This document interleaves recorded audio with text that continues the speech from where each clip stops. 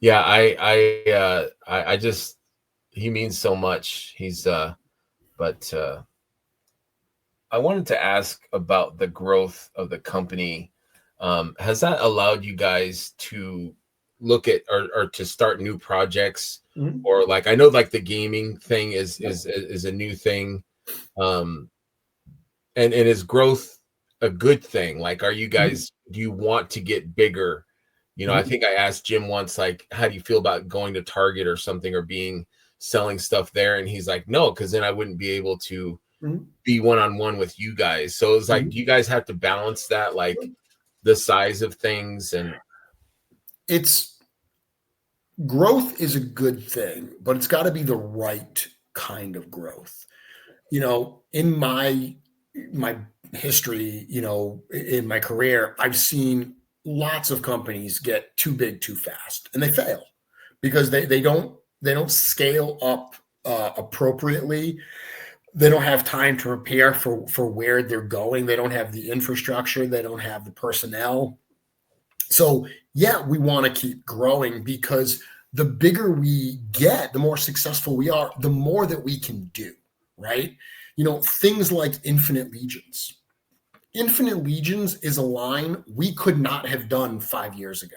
We Mhm. just didn't have the resources and the success to do it. Now that we do, like when people see, because I've seen a lot of people guessing at what Infinite Legions is, you are way wrong. we have no idea. Like when people, because we are starting Infinite Legions by partnering with Matt Dowdy from Onell Design.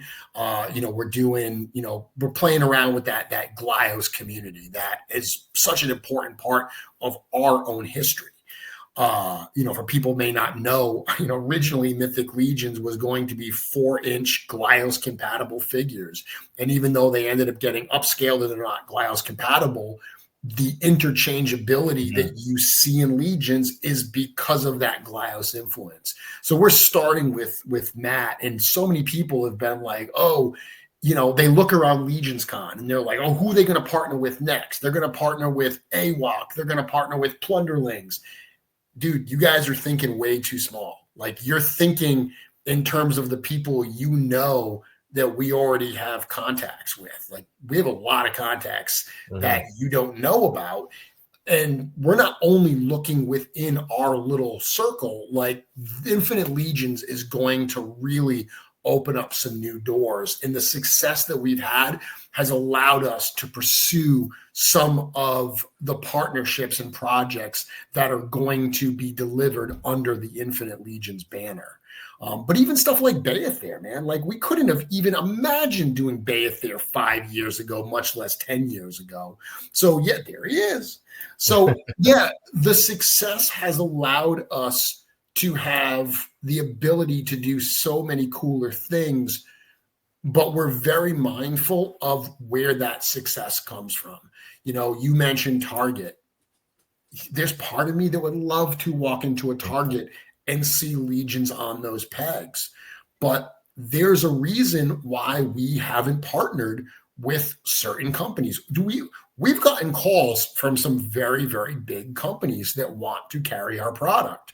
And it hasn't been a fit for us because we don't want to be just a product on the line card. We don't just want to be something that they offer, but the buyer has no idea what these things are, what's important about Right. them. The minute that something doesn't sell, it's on the clearance racks. Like we work really hard to have the right partners and the right retailers worldwide. So we've had the growth that we've had because it's been very hard fought and very deliberate. And that is what we're going to continue doing to allow us to grow the right way and to do cool stuff like Yeah. Bayethair or Infinite Legions. Yeah, I think it's about relationships as well, relationships, because I think you would lose a lot by going in that corporate way. You would lose that, the more grassroots, the smaller, um, Well, I as mean, realistically, too, I mean, stuff like that. If you go into a Target or a Walmart, go into a big box store and look at the toy aisles. How many things do you see in there that don't have a giant entertainment property, probably by Disney, that is behind it? It's very, very limited. You know, the challenge with traditional brick and mortar retail is there's only so much shelf space. So are they going to put Mythic Legions on a peg, a line that your average person knows nothing about, and there's no movie or comic or television show or anything behind it? Or are they going to put Spider-Man? Are they going to put Fortnite? Are they going to put Super Mario Brothers? Right. All of these properties that have, you know, those entertainment entities behind them, they're the ones that are fighting for that peg space in those big box stores. That's not the fight that we want to fight. That's not our fight. Mm. Yeah, no, I agree with you. I agree with you. Let's see. I'm going through all my questions here. One of the questions I ask a lot of people that have been in the either the studio or community is advice for new fans, people that are new to Mythic. What advice would you give to people that are new? Best advice I've ever heard, I've shared this advice and I've heard Dorclair share it as well, is look forward, not backwards. So if you go to sourcehorseman.com and you click on the Mythic checklist, you're inevitably going to see a whole bunch of figures there that you want, but that may be 6-7 years old and hundreds of dollars on the secondary market, long sold out. That is not how you want to start. One of the biggest challenges for Mythic Legions for many years was this misconception that it's too expensive for me to get into it, because they would go to eBay and they would look for Atlas and they'd look for Urzok and they'd look for Ford and Adamant, and they'd see these in Otho and they'd see these $200, $300, $400, $500, $600 price tags, and they'd be like, I can't collect this line. Instead of saying like, well, what's available now? What's available on pre-order? What's in stock? The fact that we now have stuff in stock at all times at Store Horseman is a game changer. I love that. Right there. That's it. I mean, people that are coming in new now may not realize that that's only in the last year that has really changed. We used to have like in-stock drops where we'd have it up for like 2 weeks, and then anything that didn't sell, we would pull off and just put it back in the warehouse and it would go to the few shows that we did. The fact that we're now doing as many shows as we're doing and we have stuff online, if you're new to Mythics, genuinely look forward. Get some figures that are available now. Get onto some pre-orders that are going to be dropping and get yourself onto that train. Yeah, once you're integrated and you've got a handful of figures, there's nothing wrong with looking at some of those old ones. And if there's genuinely a really old figure that for whatever reason is like a grail to you, it's always cool to have hard things to find, right? It's cool to have something in our collection that we had to work for. But don't start there. Don't start with those grail type acquisitions.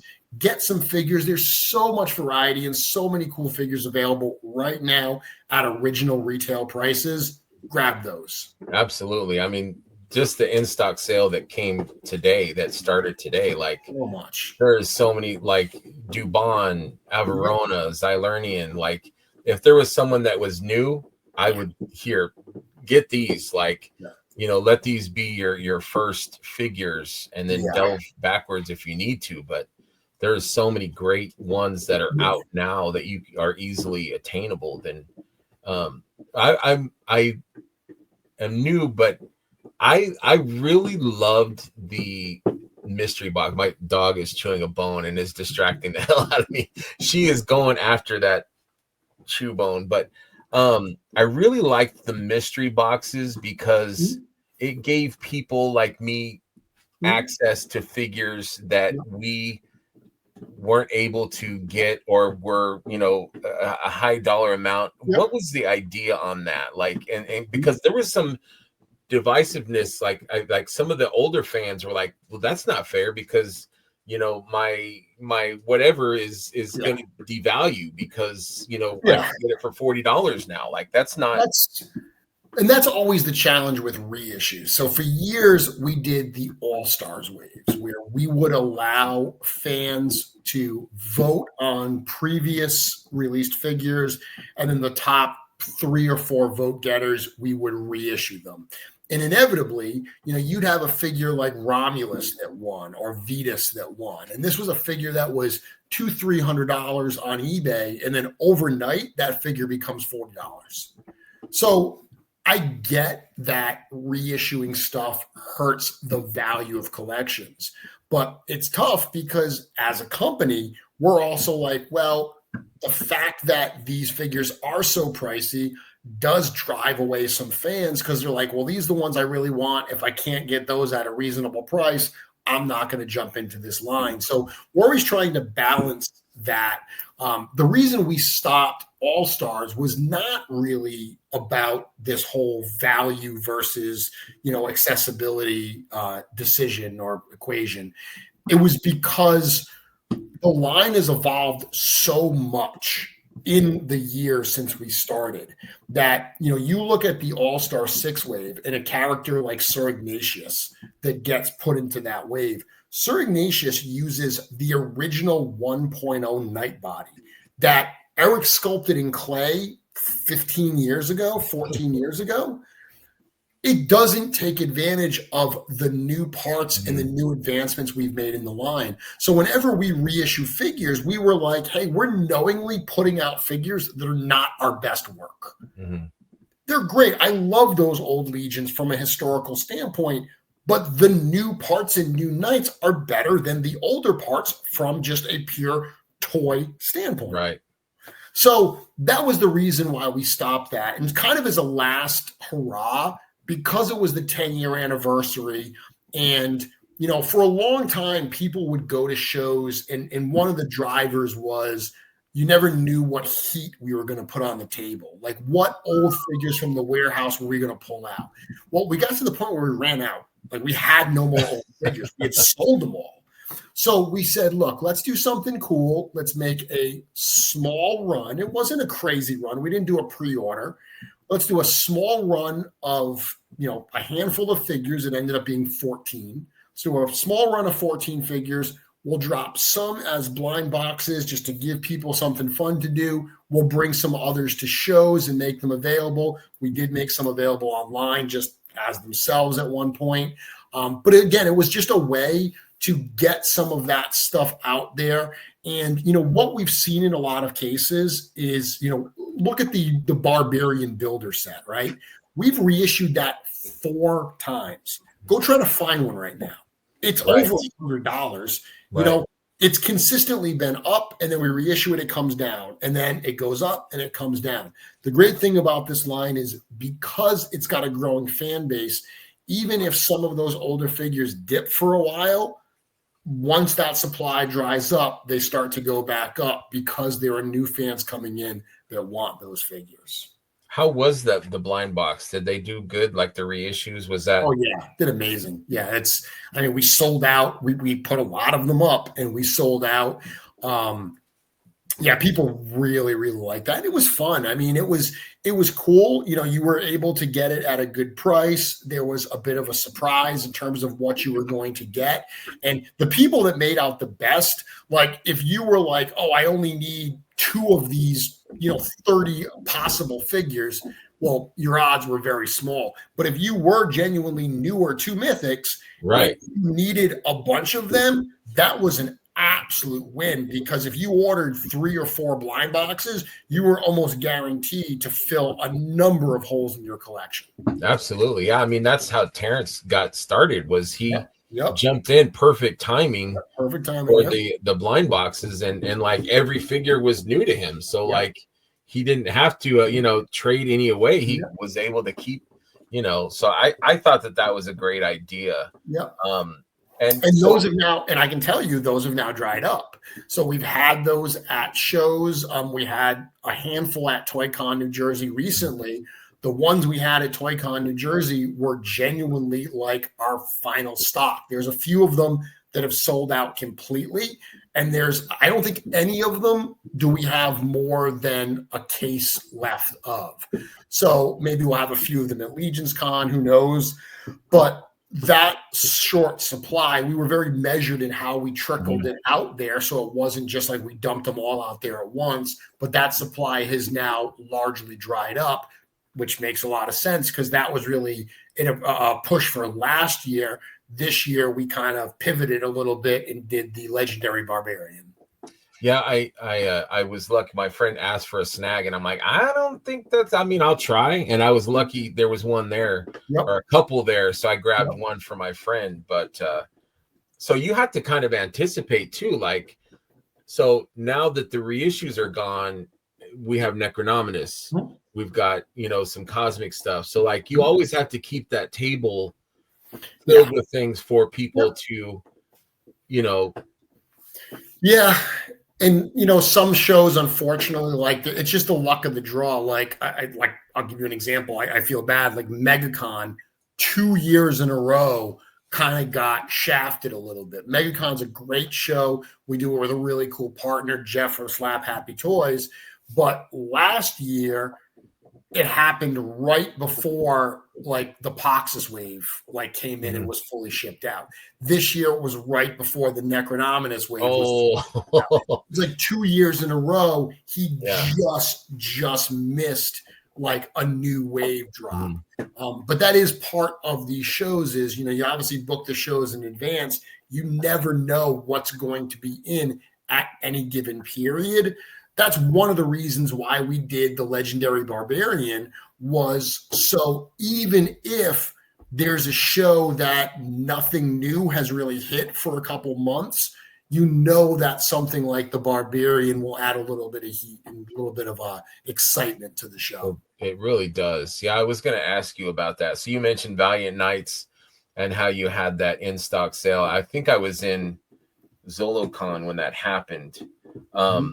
But do you guys is the numbers always the same? I'm not going to ask the number, of course, but is the number always the same, or do you just because you have to guess, right? It's a case by case. I know Barbarian's going to be popular because of the Barbarian Builder. It keeps selling out. It's a great, a great seller. How do you anticipate that? And do you ever, can you, and I think I asked Chris this, can you go back and call the factory and be like, yo, I need another container of that Valiant Knight. But you guys don't really go back that way. You kind of go, what, and is that your idea to go forward, or is it like a production thing? And does my question make sense? It absolutely makes sense. So a couple part question there. Number one, it is 100% guesswork. But it's guesswork based on some data. So one of the things that I really brought to the company with, when I started in my role is I do a ton of research into patterns that we have, into sales that we've done in the past. I try as much as possible to compare, apples to apples. So we're not just saying let's just make up a number. We're looking and I'm saying hey, this is what this sold. This is what this sold. Even stuff that we did pre-orders for, we're hey, this is a similar figure. We sold this many of that. That was the demand for it. So all of that data informs how many we're going to make for these things. You do hear some people say that oh, you should have just made double the amount. No, that's not how successful businesses work. The goal is to sell out.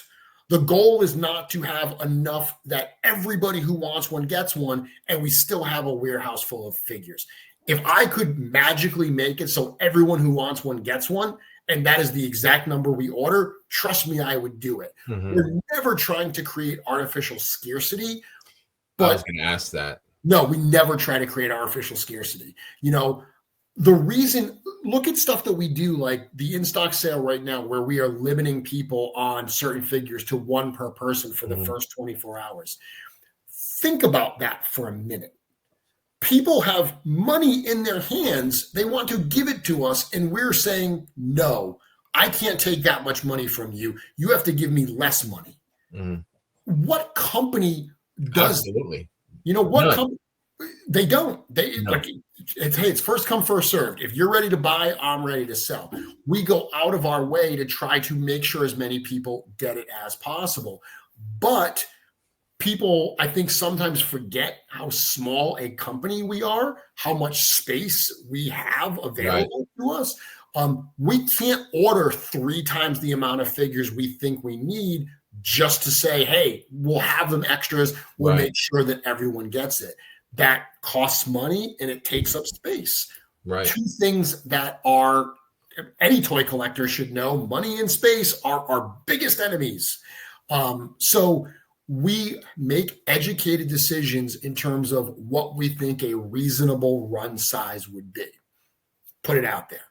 Your second question: can we go back to the studio or to the factory and say, hey, we need you to do another run of these? The short answer is yes, we can. The reason we don't with any regularity is anytime that we ask them to do a run of something, it has to get squeezed into an already very, very crowded schedule. Mm.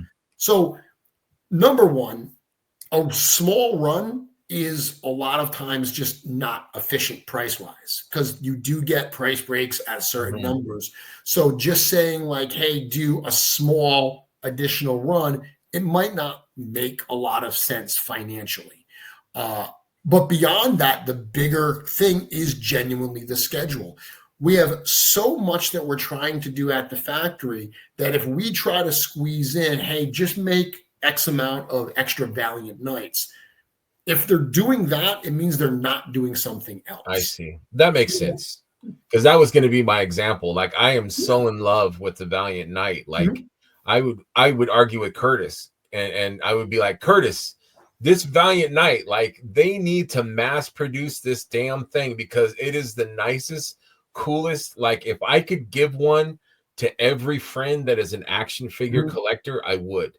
Like if I could just like just sprinkle them, gaily Make it about rain. to everyone I could. Like Valiant Nights for everyone because I think it's such a great business card for you Sure. guys.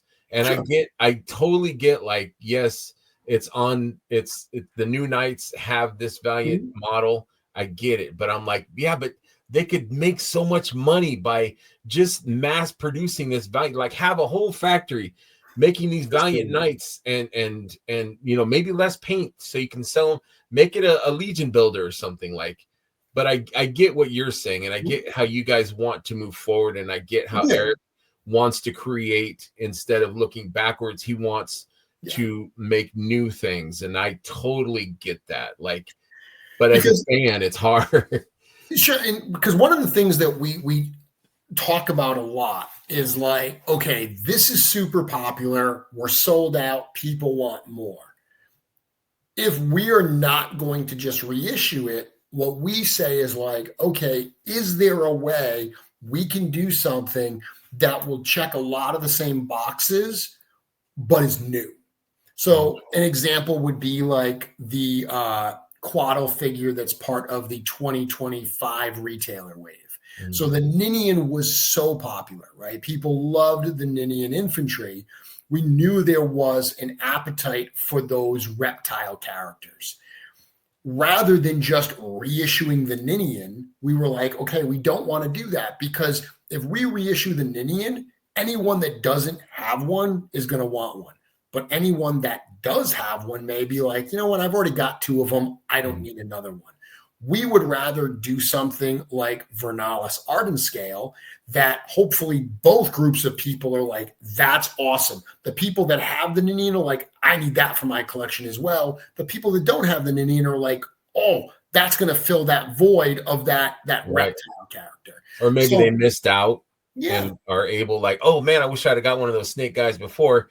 Here's now another we'll get that. chance. Now he's got a cool cloak, and Yeah, so that's what we try to do is, whenever something is popular, instead of just making that, it's easy to do the knee jerk reaction and say, order more. But there is a trickle down effect if you order more, and you don't want to get any of these things to the point where they are so flooded in the Mhm. market that the desirability completely goes away. At the end of the day, there is something to be said.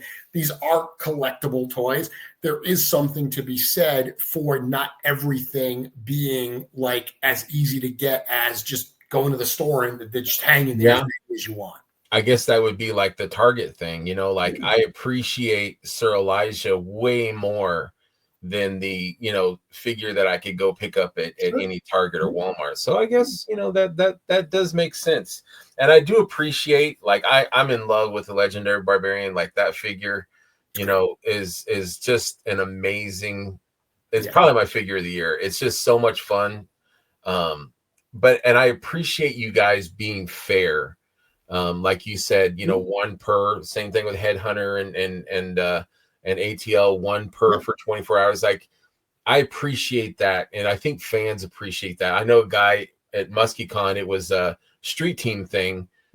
This guy came from Chicago to Michigan to get a Barbarian. And he got one, his wife got one. And I'm like, thank God this guy drove like 4 hours, 5 hours to get this figure. And thankfully, because it was one per, there was enough for this guy. Yeah, the guy behind him, maybe he didn't. Hopefully that will get him to go to the next show or something. But I appreciate that.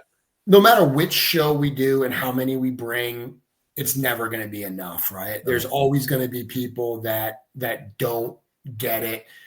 We do try to send, we look at the shows, we look at the size of the shows, how many people we're expecting, and we try to send a reasonable amount to those shows, being mindful of the fact that we are going to sell them online at the end of the year as well. We've got to make sure we reserve some inventory for that.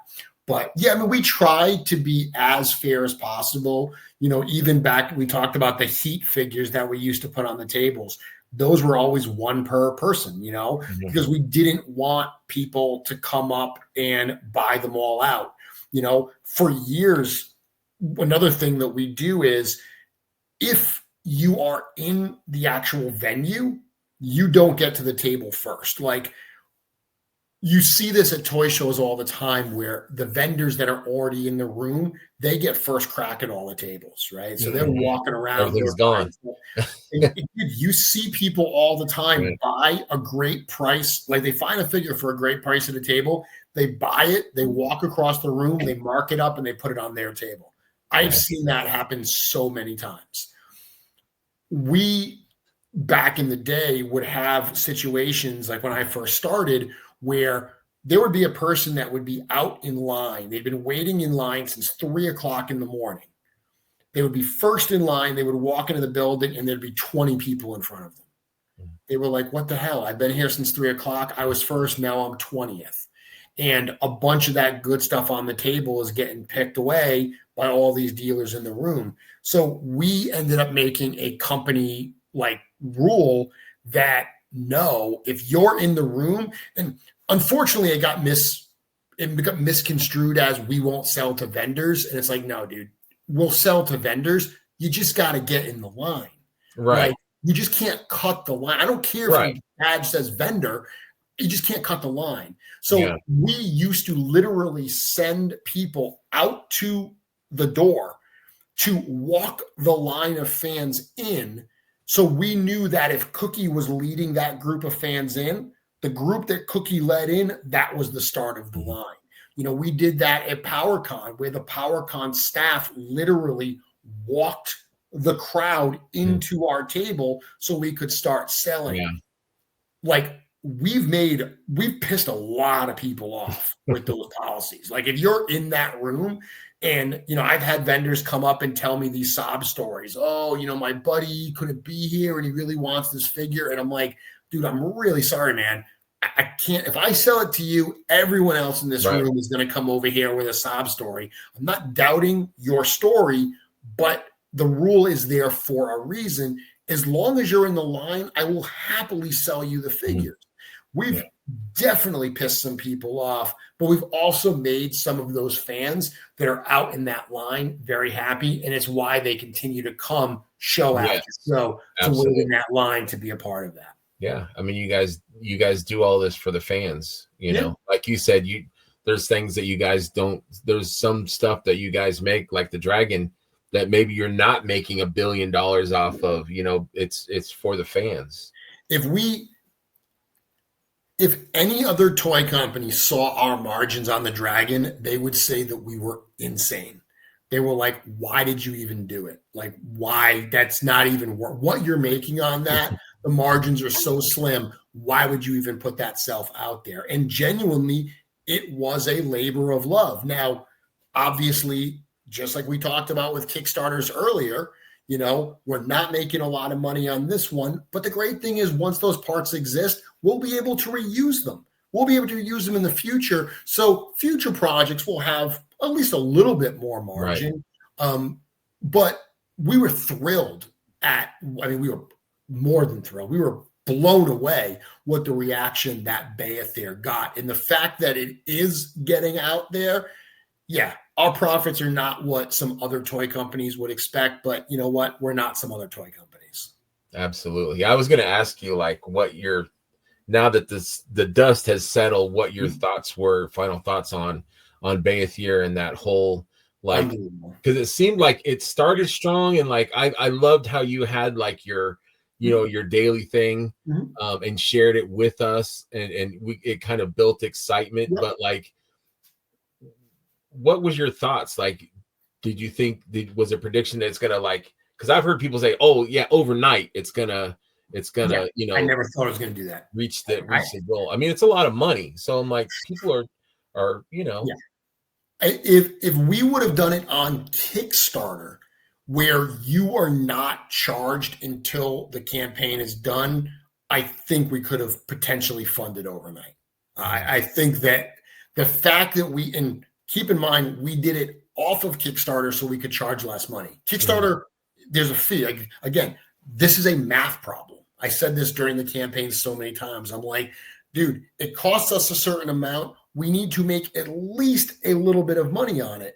If our costs go up, the price has to go up. So if we're paying more money to Kickstarter and BackerKit, we have to raise the price. And the price already was higher than we had originally wanted. So I knew, or really felt like, it was not going to fund overnight. It, in a lot of ways, did what I expected. I did not expect the ending. It ended, the final weekend was so much more than I thought we were going to get. Like, going into that final weekend, I was like, I really, really hope we can hit that 4,000 units. I was even like, how close do we have to get to 4,000 just to unlock it and just say to everybody, you're getting Bayathere's Fury. And then when we blew past it and kept going, and I mean, came right on the cusp of 5,000 units. Yeah, absolutely blown away by the reaction. The community doing the whole, telethon for the final 24 hours. Yeah. All of the contributions on Legion's, lounge and shooting the shelf. All of that was, I mean, I couldn't write a better ending for that. Absolutely. Like, if I was, authoring this, I couldn't have come up with a better way to end that. So, yeah, such a love fest, and just, it really showed off the goodness and the generosity of this community, and it was just, it was surreal. It was a beautiful moment. It was, and it showed. I mean, it really showed too. Like, this is why we do what we do. Like, the community's love for us and our passion shone through in that product, in that offering, more than I think anything else. And I'm going to tell you right now, all those people that back that toy, when you get that thing in hand, you are going to be blown away. Like, this is going to be, I've said a few times during this interview, I've used the word being humble.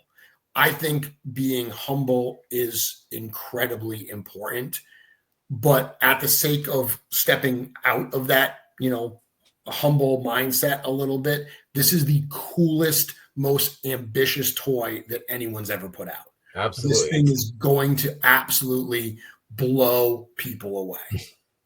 it's okay to be proud about that. I mean, it's what an achievement. I bet Eric just was thrilled and overjoyed to create something that detailed and magnificent and majestic. Like he Yeah. had to be like, like he's making figures, he's making mounts, he's making, I asked him like, Eric, do you create the swords and everything? He's like, yeah, I create. I'm like, oh my God, like you do all the weapons. But like this dragon had to be like so refreshing to work on. I mean, in some ways, yes. And in other ways, I mean, it almost broke him. Like, Really? yeah, it was so much more work than he anticipated. Because you got to think, like, Eric will say all the time that he doesn't do digital sculpting probably the way that he should do digital sculpting. Eric was trained as a traditional sculptor. Eric sculpts digitally the way he used to sculpt traditionally with clay. So in clay, if you want to sculpt 100 scales, you have to sculpt 100 scales. There's no pattern brush, there's no repeat tool. All of those things exist in digital. Like there are shortcuts you can take to make the job easier. Eric doesn't use those shortcuts. He sculpted every single one of those scales by hand. It is an absolutely monumental undertaking. So the amount of work it ended up being, the amount of revisions that he had to do for it were so much more than he anticipated, that it's kind of a mix of being incredibly proud of what you've created, but also just being so relieved that it is done, because it was such an undertaking. But, any of those challenges, those mountains he had to climb to get that done were completely worth it when he saw the reaction. And not just the reaction at Legion's Con. That was the first step. That was amazing. But to see the actual order reaction and the success of the figure, it certainly was a proud moment for him, knowing that he had created that. But on that note, you just mentioned, oh, Eric, you sculpt the sword, you do all that. That is one of the things that I always say is kind of the secret weapon of Mythic Legions and Cosmic Legions that differentiates it from literally every other toy line. This is all sculpted by one person. Like, this is truly purity of vision. I said this on an interview during the Bayathere campaign, that I said, even if you don't approve or agree with every decision that's made, whether it's about single jointed limbs, whether it's about the size of the figure's heads, whatever, people have their criticisms of the line, and they're all fair. However, one thing I hope people appreciate is the purity of artistic vision. Like, this is not a compromise. This is not a CEO somewhere or a board saying, or a shareholder, whatever, saying, no, it's got to be more like this. You've got to do this. This is one artist putting out a world, creating worlds and characters that are uniquely his own. You don't see other toy lines that are this expansive, that are created by one person, where literally every single thing in that line is sculpted by one person. There are obviously members of the studio that contribute to these things in a lot of ways.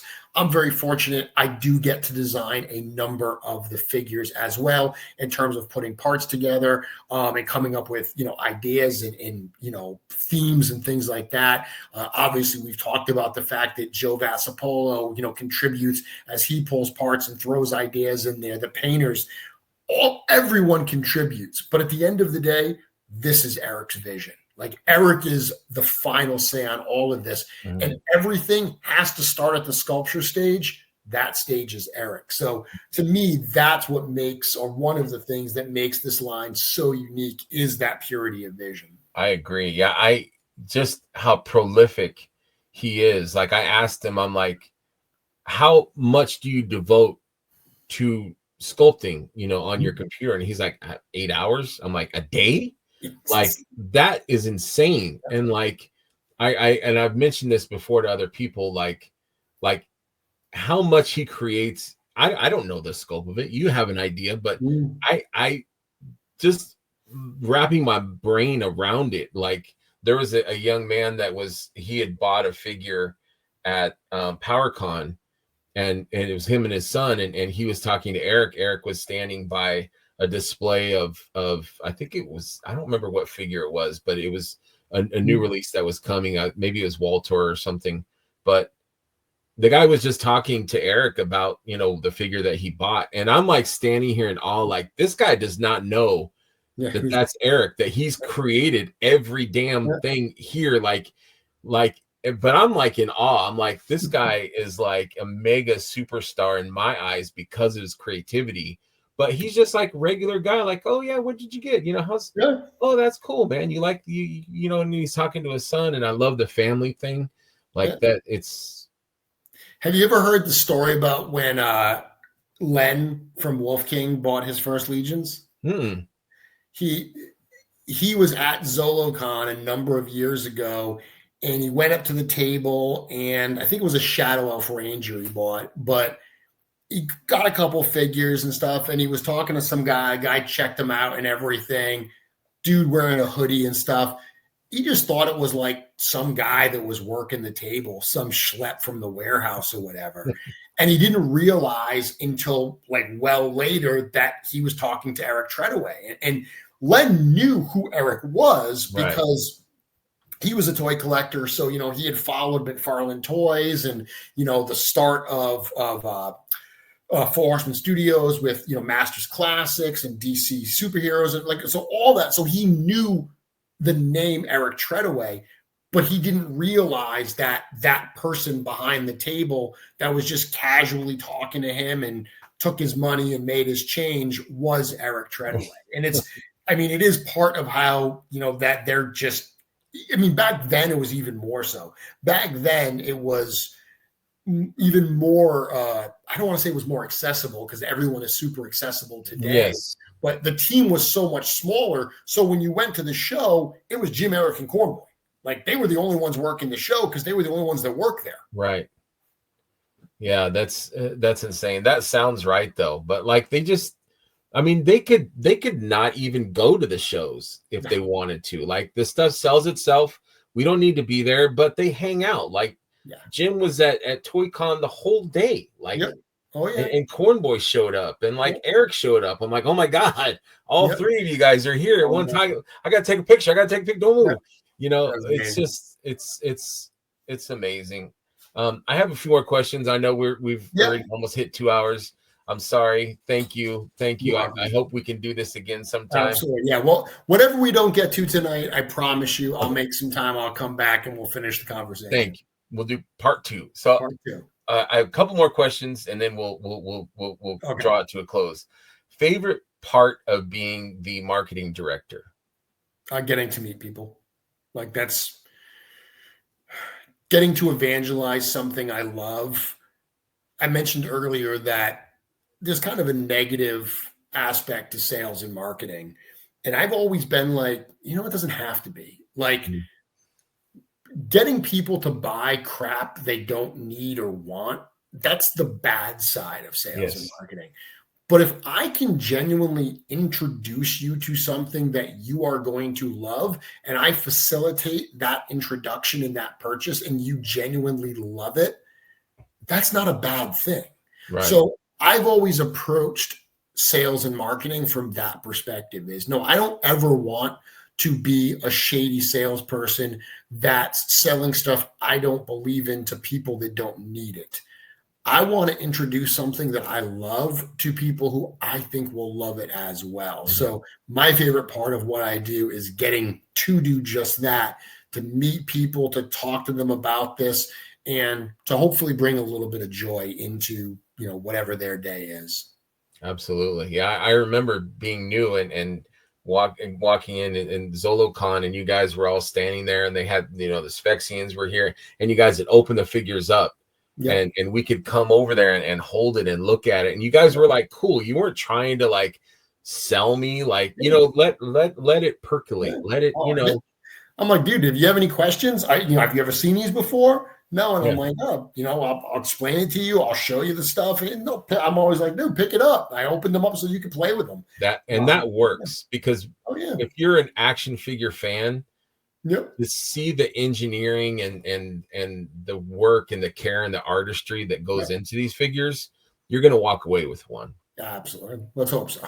Yeah, but I mean, Big G, he will just put it in your hand, and I'm like, Right. okay, thank you. Yep. Okay, I'll buy this one. I'll take Yep. but no, it's go to the shows for people that are new. Check out a Absolutely. show, meet Jeremy. There's no Is there a question. downside to being the marketing director? Uh, I take all the bullets, so I'm on the front lines. I mean, it's being the person who's in front of all of this is amazing because I get to make a difference and I get to talk to people and meet people and I get all that positivity. But it cuts both ways. I'm the one that sees all the negative comments and has to Right. respond to the negative comments. And when something I said earlier, we try our best.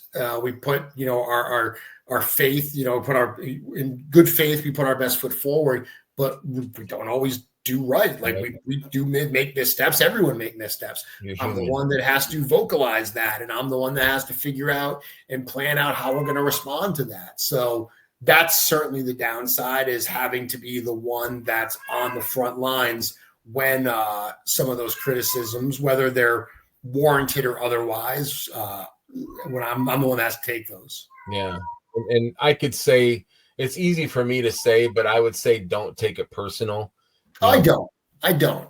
you have Because a lot of fans, and we all love you guys. It's the people that yeah, maybe don't understand, and you're right about being like more analytical and not taking it personal, like you were saying earlier. Like yeah, maybe they don't understand, or maybe they're coming from the yeah, ignorance of it, not in a negative way, but maybe they just don't know. So it's your job to kind of inform them. If they still have a problem, then it's on them, and it's yeah. not, I, it's maybe behavioral or some other issue. I don't take it personally. I know people can get disappointed. I get all that. The only times I really will swing back is when it's an attack.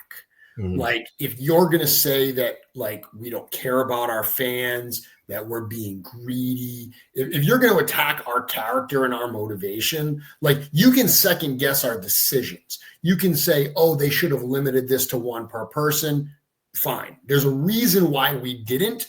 Maybe we were wrong. Like, maybe we should have genuinely, but we made that decision for a reason. We can talk about that and second guess decisions we made. That doesn't bother me because I know we made them for a reason. Mhm. But when people actually attack our character and our motivations, that's the only time that I'm like, nope, I'm going to punch back, because that's not cool. Right. Yeah, no, I agree. And I think a lot of times it's people that are kind of new to how you guys do things, and they're not sure, they don't know, maybe they're coming from other communities that are more negative Yeah, or more, and for sure. It they're happens. not understanding.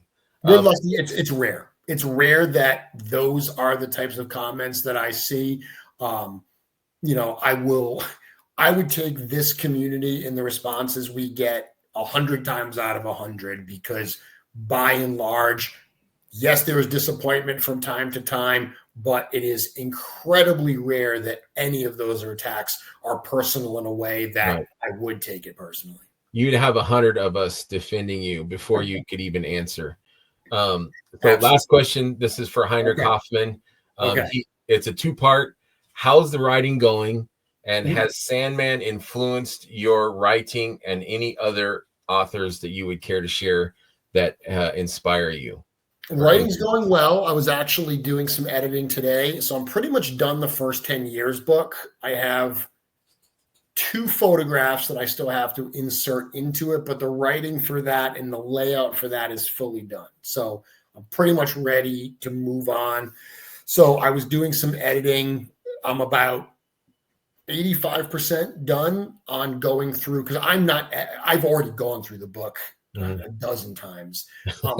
It went through a professional editor. I'm now going through all of their edits, either approving or denying those edits. So I'm about 85% done on that. Still a lot of work that has to get done in terms of laying out that book.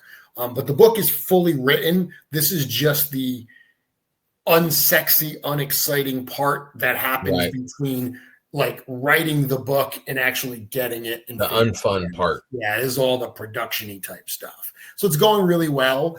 Has Sandman influenced my writing? I don't know. I mean, yes, because everything that we consume influences us in some way, whether it's subconscious or not. Neil Gaiman, for all of his recent drama and problems, it's always been one of my favorite authors. Very regrettable what the accusations out there now, and whatever. That's a tough topic to talk about. Body of work is body of work. Body of work, agreed. Love the body of work. Love Sandman. So certainly that type of stuff has influenced me in a number of ways. Other authors that have influenced me, I mean, there's so many.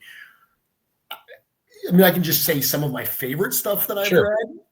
One of my favorite fantasy books or series is by an author named Patrick Rothfuss.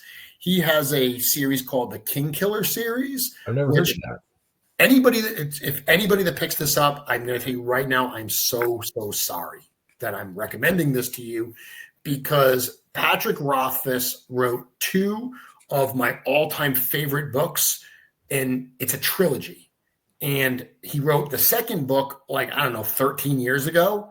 And him and George Martin are apparently having who's going to take longer to finish their book. So the first book is called The Name of the Wind. That is the one that most people know. He's got another book called The Wise Man's Fair. That's the second book in the series. So the Name of the Wind is the first book you want. Can you absolutely wonderful fantasy story. Can you spell the author's last name? Rothfuss. Okay. Patrick Rothfuss. I'll have to look him up. Absolutely wonderful series. Another series that I've talked about, there was a series called Shadow and Bone by an author called Lee Bardugo. They actually did a Netflix show of this series. The Netflix show, season 1 was really good. Season 2 kind of fell apart a little bit. Really interesting kind of world she's created. But the first series, the Shadow and Bone series, is a trilogy. Then there's two duologies, two book series. The middle one, which I actually read first, is called Six of Crows. Six of Crows, what they did for the Netflix show is they kind of worked both stories in together. Six of Crows is a classic story of a group of morally questionable characters who, a ragtag group that gets thrown together on a heist type story. It is absolutely wonderful. Sounds awesome. Six of Crows, and the follow-up to that is amazing stories. So those are a couple that I could recommend that I really, really like. The last one I will mention is a very different kind of story. One of my all-time favorites is a book called The Night Circus by Erin Morgenstern. I've heard of that. Yeah, it's kind of a love story. It's basically a story of these two magicians that decide to have a contest. They each get an apprentice, and they basically are like, okay, we're going to train them, and we're going to see which one of our apprentices can essentially outdo and or kill the other one. And they have two very different styles of training, and the essentially kind of stage that they work on is this fantastical circus called the Night Circus. And it's just fabulous fantasy story. Cannot say enough about it. I've read it, I don't know, like 5 or 6 times. I'll have to check it out. Yeah, I've seen the cover. I almost picked it up one time, but I will look for it for sure. I read a lot of different stuff. like I've read all of Gaiman's work. I could keep going on. There's so many books, but yeah, for Heinrich's for his answer, yeah, everything I read influences me in one way or another. You know, the challenge is always not wholesale taking ideas, you know, genuinely being influenced by ideas. You know, one thing when he mentioned Sandman, one thing I literally say all the time, I said this recently with the Crossroads reveal, is this idea of stories and stories. And I had mentioned that the Sandman's story arc called At World's End. Yes, that was so interesting. Yeah, I mean, that's a super cool little self-contained story arc. You don't have to know the rest of the story to understand that. It's excellent. But that idea of stories within stories, even though I didn't borrow anything from the stories themselves that are in that arc, I mean, that kind of setup, which we also see in things like the Canterbury Tales, that influenced Outpost Axios, and that certainly influenced the Crossroads. Yeah. Now I love that this toy line has also fostered such a huge, like, the lore and the story, and now we've got books and things like that. I love that, and I think lore helps. I guess it helps sell for sure. People enjoy. When I read a year ago, probably at this point, I read the chapter on Mythic Conversations from Rise of the Dark 4, the chapter about the Covenant of Shadow. I remember that. And the amount of people that were like, dude, I didn't even care about these characters, and now I need all 4 of them. Like, it's amazing that this toy line has gotten where it's gotten without a cohesive story that people can consume, because people are buying these figures, and there's a lot to be said for your own headcanon. There's a lot to be said for, hey, I can get Swig and make him be whatever I want. Right. But it's cool to know the actual story as well and feel a connection to these characters. I personally am so excited to be able to finish this book and get it out there, because I genuinely do, as a fan.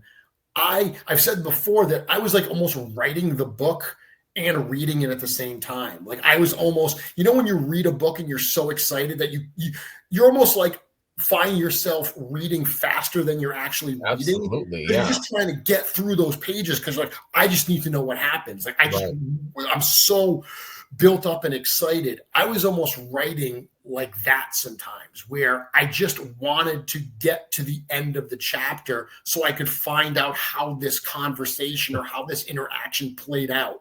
And I'm writing it, like I'm writing the interaction, wanting to know how it plays out. I want to be able to share that with others. I want to be able to have conversations on a show like this and say, like, hey, what did you think about the relationship between Atlas and Attila? You know, that's a question mark that a lot of people are like, what's going on there? Right. What happened there? I want to be able to have the conversations about some of these relationships and plot lines, for better or worse, to see what people think about the way that we decided to steer the story. Yeah. Well, I know, like, watching your show and how all of us in the group chat are just listening to the story. I think it's going to be very successful and very well received. We really enjoy what you do. I think, like anything else, like any fandom, there's going to be people that are like, oh, that's not what I imagined. I expected it was going to be more like this. I wish they would have done it like that. Dude, and again, totally cool, man. With your toys, you can have whatever headcanon you want. I do hope that that people read what we decided to do with the story and characters and appreciate the place we went with them. I think it's super cool. I know that as a fan, I've said this before, but I like these characters so much more. After writing these characters, it's given me such an appreciation for who they are, and it's given me more of an appreciation for the action figures themselves, which, if I can do that, then I mean, heck, I've done a job well done. Absolutely. Well, you've done a great interview. Thank you so much. Thank you. I will draw it to a close. I've got probably 10 more pages of questions, but maybe Well, part 2. round 2. We'll have to Yes. go part 2. We'll have to follow up. Yeah, because there's a lot. Like, I would love to go into your custom stuff. I'd love to go Yeah. into your writing and the whole creativity, you know, how you started, you know, the structure, how close you worked with Eric, all that. Yeah. I want to ask all that stuff. So We'll come back. We spend a lot of time on kind of community and, you know, yes. some of the background stuff. So I'll come back. We'll do another episode and we'll jump right into some of that stuff. I appreciate it. Thank you so much for your time. Absolutely. Thank you guys for watching, bearing with me and my poor questions. And thank you, Jeremy, for being a good sport. I appreciate you guys. Thank you so much. Have a good night, guys. Thank you. Remember, friends, to always have fun, be curious, share, and enjoy what this line has to offer. Come for the toys, but stay for the friends. Good night, and thank you very much.